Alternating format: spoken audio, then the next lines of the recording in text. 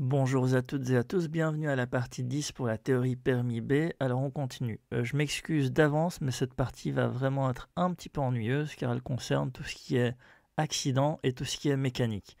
Donc c'est à connaître malheureusement pour la théorie, donc on va le voir ici. Premièrement, en cas d'accident, donc si un accident se déroule devant moi et que je suis témoin, je dois faire trois choses et ces trois choses, je dois absolument les faire dans l'ordre. Premièrement, je dois sécuriser les lieux, par exemple en mettant un triangle de danger pour avertir les autres usagers qu'il y a quelque chose qui est dangereux. Deuxième des choses à faire, c'est avertir les secours. Et en règle générale, il y a certaines informations primordiales à donner. Donc c'est le lieu de l'accident, le nombre de personnes impliquées dans l'accident et leurs états, s'ils sont graves ou pas. Donc si les personnes sont gravement accidentées ou si c'est un accident léger. Alors troisième des choses, il faut prodiguer les premiers soins si nécessaire. Alors, à Bruxelles, pour obtenir le permis B, il y a une formation prodiguée notamment par la Croix-Rouge qui montre les premiers soins à prodiguer pour les personnes accidentées. Par exemple, si une personne saigne abondamment, eh bien, on va vous dire de comprimer la plaie pour éviter un saignement trop important. Donc prodiguer les premiers soins si nécessaire. Alors très très important, on ne doit jamais donner de médication à un blessé, jamais. Et deuxième chose très importante, on ne doit jamais retirer un casque d'un motard. Donc jamais donner de médication et jamais retirer un casque d'un motard. Ce qu'on peut faire, si le blessé se plaint d'avoir froid, eh bien on peut lui offrir une couverture par exemple, si on est en possession d'une couverture bien évidemment. Alors les numéros à appeler, il y en a deux. Il y a un numéro national qui est le 100, donc en cas d'accident, les appels d'urgence nationaux, c'est le numéro 100, et il y a un numéro international européen qui est le 112. Donc, quel que soit votre pays européen dans lequel vous vous trouvez, vous pouvez appeler le 112 et ils sauront vous prendre en charge donc, en cas d'accident. Aucune problématique, ils sauront vous localiser et ils sauront venir chez vous sans aucun problème.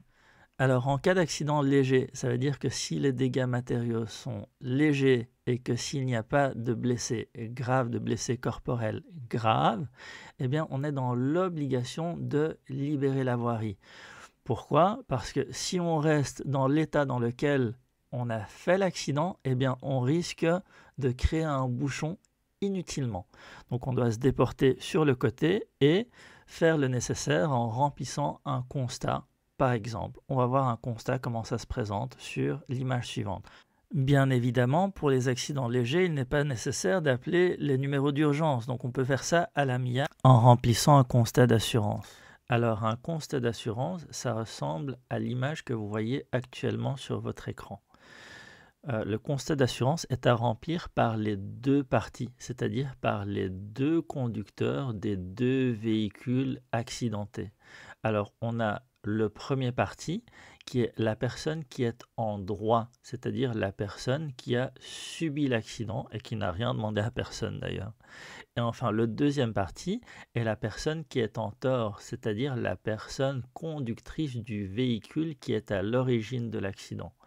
On retrouve sur le constat d'assurance en E les informations à remplir par les deux parties à l'instar des noms des personnes, des numéros de registre des personnes, des coordonnées des personnes, des numéros de permis des personnes, etc.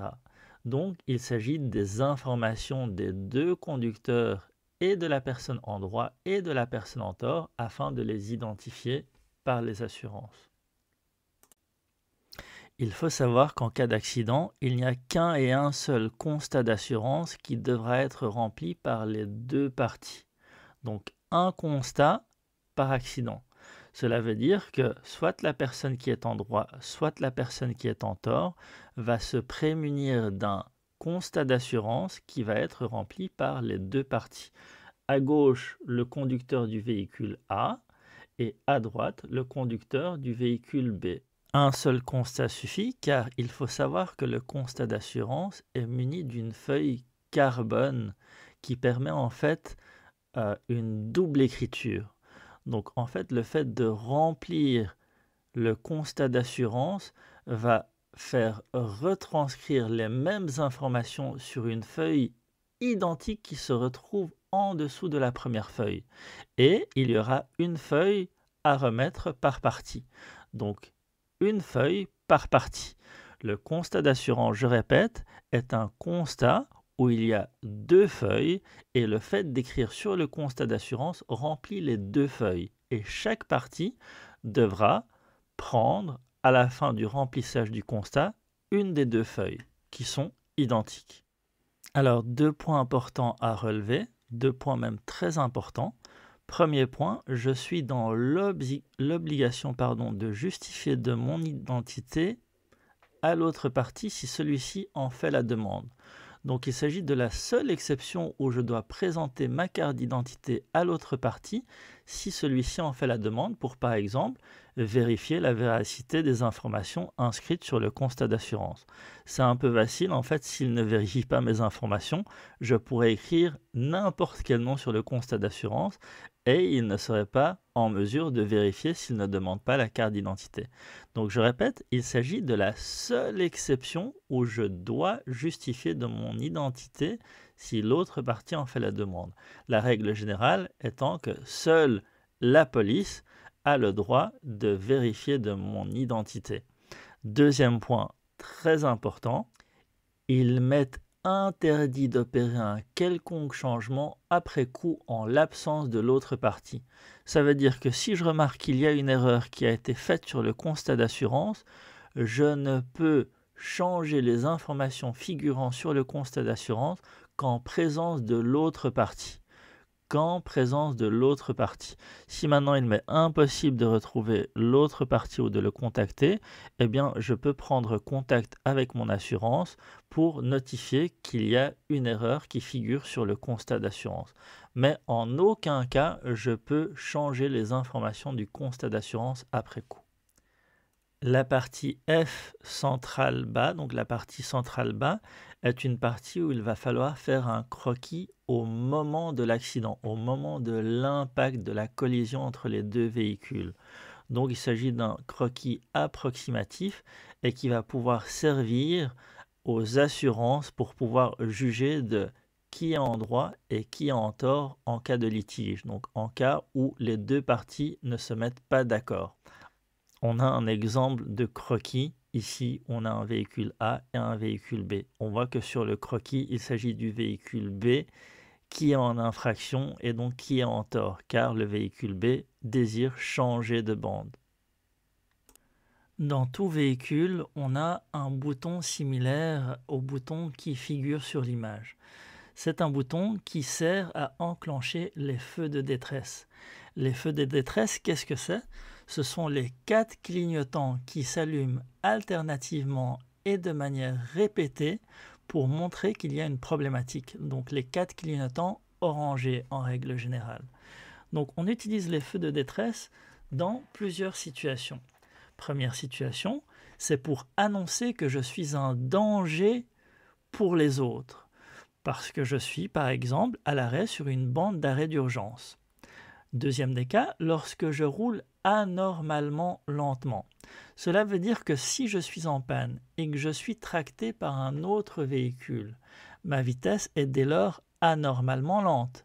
Par conséquent, lorsque je me fais tracter par un autre véhicule car je suis en panne, je suis dans l'obligation de laisser mes feux de détresse allumés.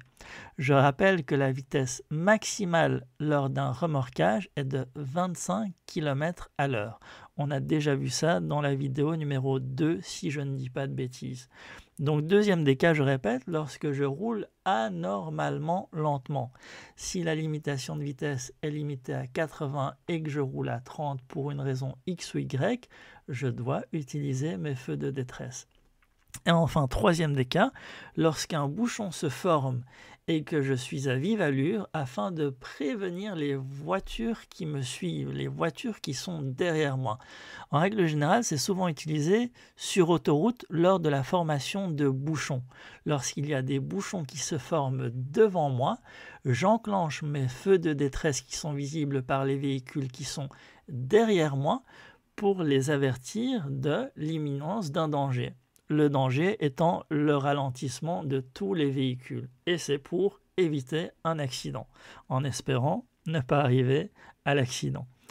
Donc les feux de détresse, ça ressemble à ça. Ici, on a en fait les deux voyants clignotants répétés arrière. Donc on ne voit que l'arrière du véhicule. Il faut savoir que les deux clignotants répétés alternativement se font aussi à l'avant. Donc sur une route pour automobilistes ou sur une autoroute, je ne peux utiliser la bande d'arrêt d'urgence que dans 3 cas. Premier cas, si je suis en panne. Deuxième cas, en cas d'accident.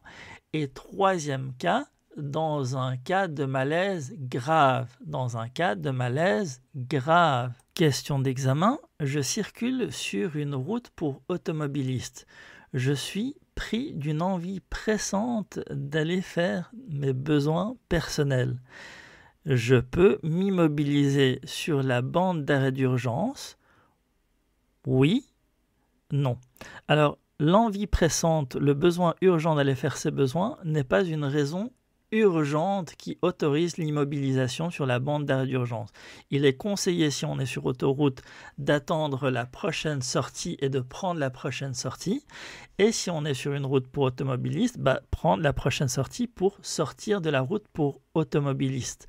Maintenant, si on commet quand même l'immobilisation sur la bande d'arrêt d'urgence pour une raison d'envie pressante, eh bien on commet une infraction.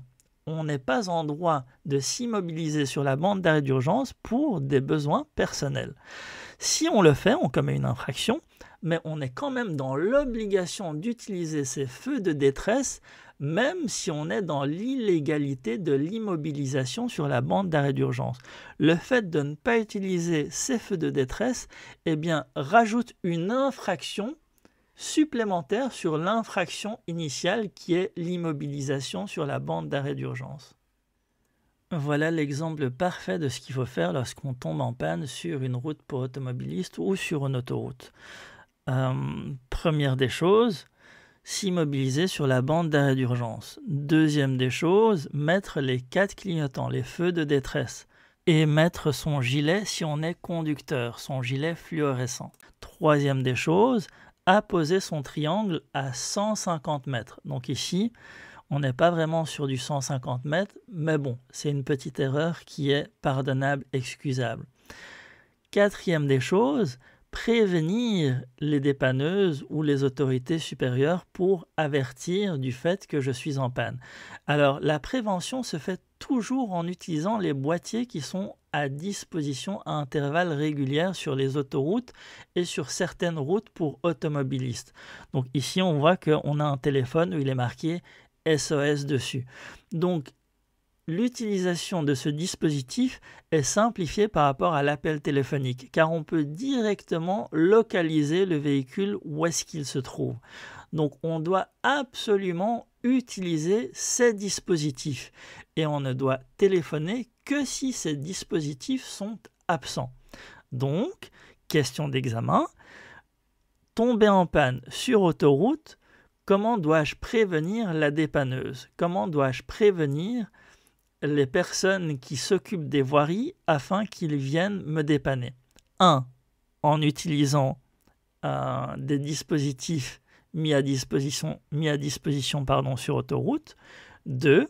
En appelant les numéros d'urgence. Eh bien, la réponse est 1. Je dois utiliser les dispositifs mis à disposition. Alors, règle très importante, lorsque j'attends l'arrivée de la dépanneuse, je dois me mettre derrière la berne protectrice. D'un point de vue sécuritaire, en fait, tout simplement, je me protège moi-même en me plaçant derrière le grillager ferreux et en attendant la dépanneuse patiemment.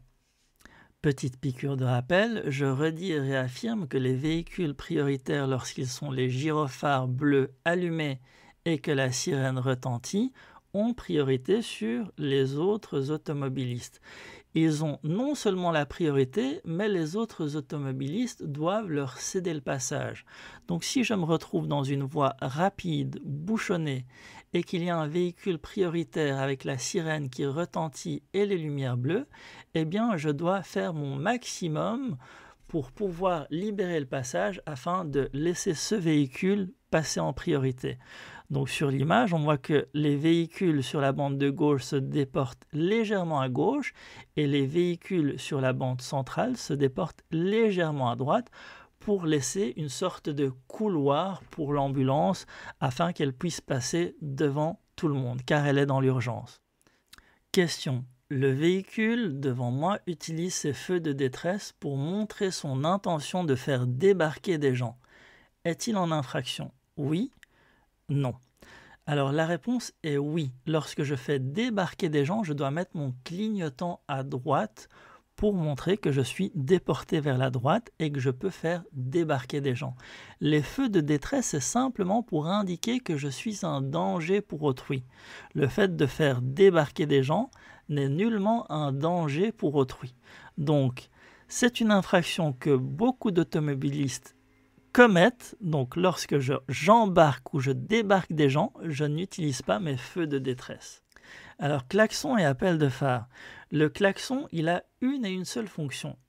Sa fonction est de prévenir un accident. C'est-à-dire que si je vois qu'un accident va avoir lieu et que le fait de klaxonner va pouvoir éviter l'accident ou faire réagir la personne qui va commettre l'accident, je suis en droit de klaxonner.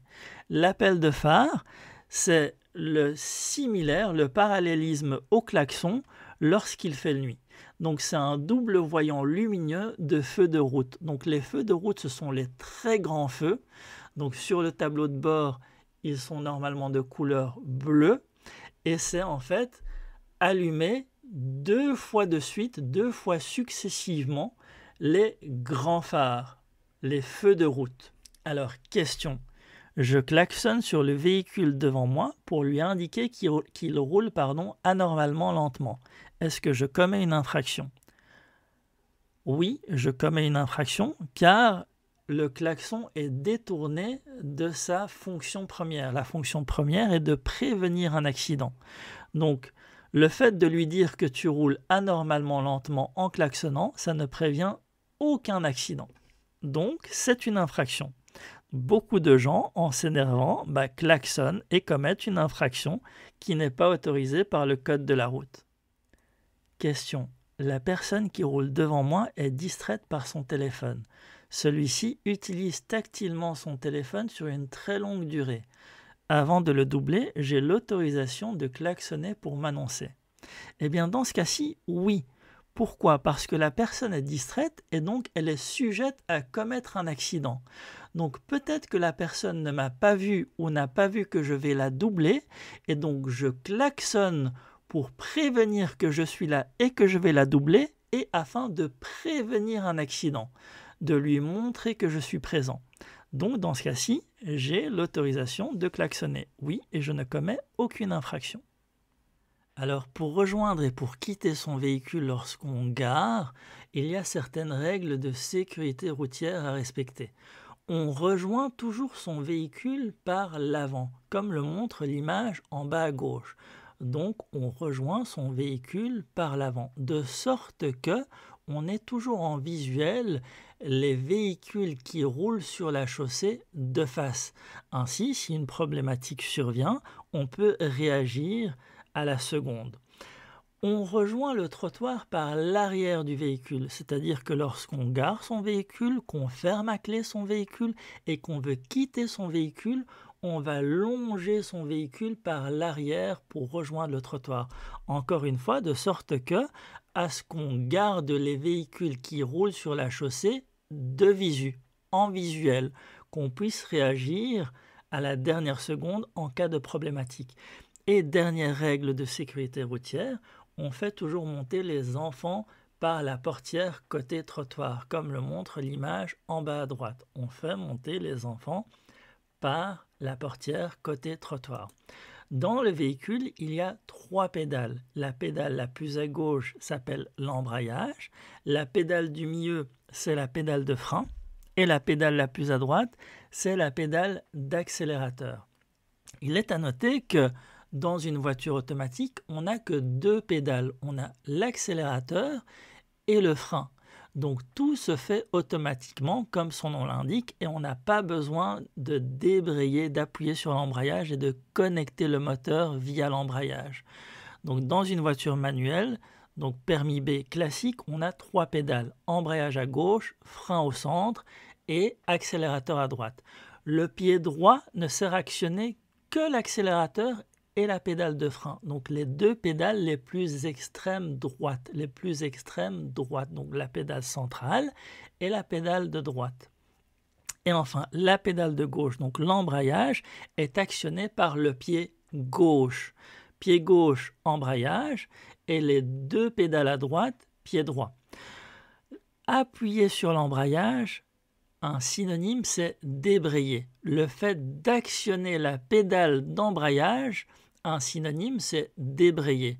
Donc, embrayer, c'est le fait de lever légèrement son pied de l'embrayage. Débrayer, c'est appuyer sur la pédale d'embrayage. À l'intérieur du véhicule, on a un volant. La position des mains correcte pour tenir le volant est 9h15 ou 10h10. Donc on ne peut pas tenir son volant n'importe comment. Les deux positions acceptées et acceptables sont 9h15 et 10h10.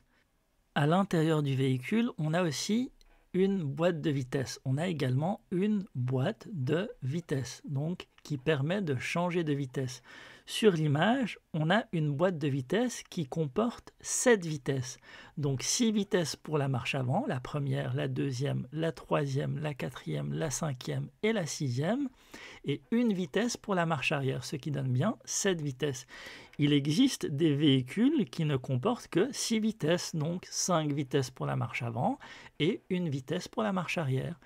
Et il existe également des véhicules qui comportent 5 vitesses, c'est-à-dire 4 vitesses pour la marche avant et une vitesse pour la marche arrière. Ceci n'est que des détails, je donne que des informations supplémentaires. Le plus important est de savoir qu'une boîte de vitesse permet de changer de vitesse et qu'il y a des vitesses pour aller à l'avant et une vitesse pour aller en marche arrière. Pour pouvoir changer de vitesse, je suis obligé d'appuyer sur la pédale d'embrayage. Donc je suis obligé de débrayer. Appuyer sur la pédale d'embrayage, je rappelle qu'un synonyme, c'est débrayer. Alors, la première vitesse est la vitesse qui consomme le plus de carburant, car elle permet de mettre le véhicule en mouvement. Le véhicule passe d'un état à l'arrêt à un état en mouvement. Donc la première vitesse sert simplement à déplacer le véhicule, à le mettre en mouvement. La deuxième et troisième vitesse sont les vitesses intermédiaires adaptées pour la ville. Et enfin, les vitesses les plus élevées, comme la cinquième vitesse, sont les vitesses de croisière. En règle générale, les vitesses les plus élevées sont utilisées sur autoroute. Une fois qu'on a atteint sa vitesse de croisière qui ne change plus, on ne touche plus à l'embrayage et on ne touche plus à la boîte de vitesse. Alors la leçon est plus longue que prévu, par conséquent j'ai décidé d'arrêter ici, à cet endroit précis, et on continuera à la vidéo suivante. Je tenais à vous remercier pour le soutien que certaines personnes m'ont apporté. Ça m'encourage de continuer sur cette lancée. Voilà, je tenais vraiment à vous remercier et je vous dis à très bientôt pour la prochaine vidéo. Donc dans la prochaine vidéo, on va continuer sur tout ce qui est mécanique, et on va enquiller sur les interdictions d'arrêt et de stationnement et plus particulièrement sur les panneaux d'interdiction d'arrêt et de stationnement. Voilà, à la prochaine vidéo. Bonne révision.